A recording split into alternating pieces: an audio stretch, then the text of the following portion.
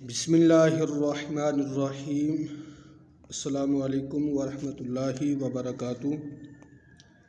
جماعت افتم کے طلباء، آج ہم اسلامیات باب چہارم سبق نمبر 3 جس کا عنوان ہے مساوات، اس کی آج ہم بلند خوانی کریں گے۔ تو آپ اپنی کتاب کھولیں اور اس کا صفحہ نمبر 74 نکالیں اور بلند خوانی آپ اچھے طریقے سے سماعت فرمائیں۔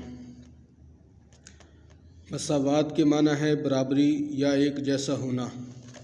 اسلام میں مساوات سے مراد ہے کہ تمام انسان برابر ہیں، تمام انسانوں کو ایک جیسے حقوق حاصل ہیں اور قانون کی نظر میں سب برابر ہیں۔ معاشرے کا کوئی شخص اپنے حق سے محروم نہ رہ جائے، ہر شخص کو اس کی محنت کا پورا صلہ ملے، لوگوں کو قابلیت، تجربہ اور تعلیم کے مطابق کام اور عہدے سونپے جائیں اور معاوضے دیے جائیں تاکہ ہر شخص اپنی اہلیت کے مطابق کام بھی کرے اور حق بھی پائے۔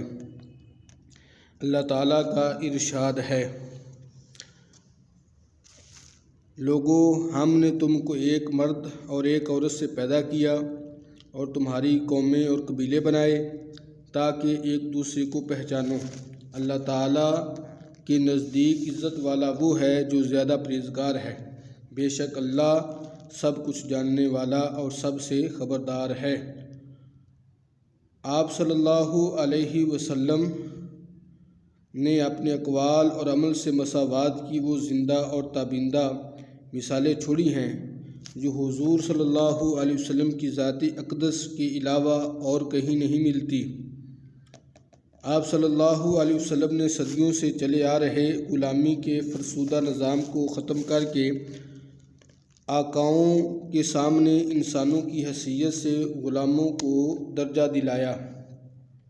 خطبہ حجۃ الوداع کے موقع پر نبی اکرم صلی اللہ علیہ وسلم نے مساوات کی تعلیم دیتے ہوئے ارشاد فرمایا، لوگو تمہارا رب ایک ہے، تمہارا باپ ایک ہے، تم سب آدم علیہ السلام کی اولاد ہو اور آدم علیہ السلام مٹی سے بنے تھے۔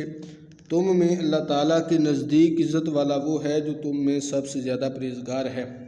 کسی عربی کو کسی عجمی پر اور کسی عجمی کو کسی عربی پر کوئی برتری حاصل نہیں، کسی گورے کو کسی کالے پر اور کسی کالے کو گورے پر کوئی فضیلت نہیں، فضیلت صرف تقوی کی بنیاد پر حاصل ہے۔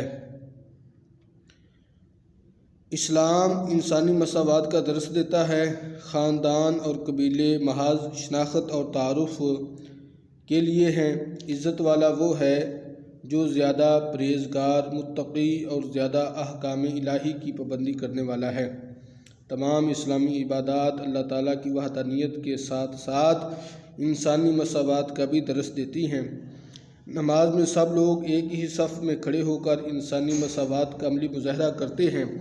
حج کے موقع پر تمام مسلمان ایک جیسا لباس پہن کر ایک جیسے اعمال انجام دیتے ہیں۔ روزہ بھی انسانی مساوات کی ایک شکل ہے۔ تمام مسلمان خواہ امیر ہوں یا غریب ایک ہی مہینے میں روزے رکھتے ہیں۔ اسلام میں مرد عورت اور امیر غریب، گورا کالا، خوبصورت بدصورت سب برابر ہیں۔ اس طرح وطن، قوم، رنگ اور نسل کے لحاظ سے کوئی فضیلت یا برتری حاصل نہیں۔ عزت و تکریم کا معیار صرف تقوی ہے۔ ایک دفعہ فاطمہ نامی ایک عورت نے چوری کی۔ وہ قبیلہ قریش کے اعلیٰ خاندان سے تعلق رکھتی تھی۔ جب اس پر جرم ثابت ہو گیا تو حضور صلی اللہ علیہ وسلم نے اس کا ہاتھ کاٹنے کا حکم دیا۔ اس کے خاندان والوں نے حضرت اسامہ بن زید رضی اللہ تعالیٰ عنہ سے سفارش کروائی۔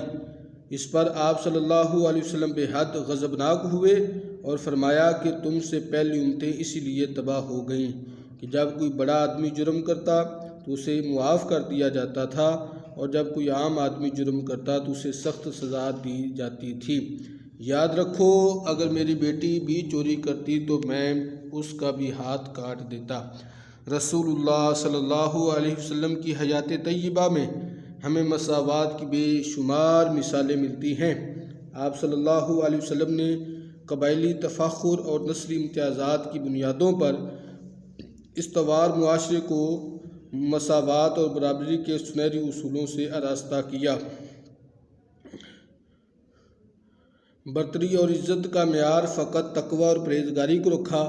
مساوات کے سنہری اصولوں پر چلتے ہوئے صحابہ کرام رضی اللہ تعالی عنہم کی کثیر تعداد نے ایک مثالی معاشرہ قائم کیا۔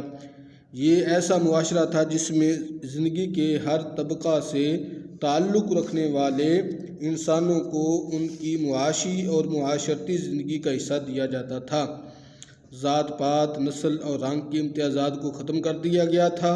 قانون کی نظر میں آقا اور غلام سب برابر تھے۔ ہمیں بھی چاہیے کہ مساوات سے آشنا ہوں اور اپنے ملک و ملت میں اسلام کے سنہری اور دائمی اصولوں کو ان کے حقیقی معنوں میں نافذ کریں۔ اس کا فائدہ یہ ہوگا کہ معاشرے سے بے چینی کا خاتمہ ہوگا اور افراد معاشرہ کے چہروں پر خوشیوں اور مسرتوں کے اثرات ہوں گے۔ معلومات عامہ۔ ایک سفر میں آپ صلی اللہ علیہ وسلم کی جوتی کا تسمہ ٹوٹ گیا۔ آپ صلی اللہ علیہ وسلم نے خود اس کو درست کرنا چاہا۔ ایک صحابی نے عرض کیا، یا رسول اللہ صلی اللہ علیہ وسلم، لائیں میں ٹانک دوں؟ فرمایا، یہ تشخص پسندی ہے جو مجھے اچھی نہیں لگتی۔ تو جی بیٹا، آپ نے بلند خوانی سن لی ہے، آپ اس کو دہرائیں اور اس کے جو مختصر سوال ہیں وہ اس کی اگلی قسط میں آئیں گے، اور اس کا کتابی کام، اور اپنا خیال رکھیں۔ السلام علیکم ورحمۃ اللہ وبرکاتہ۔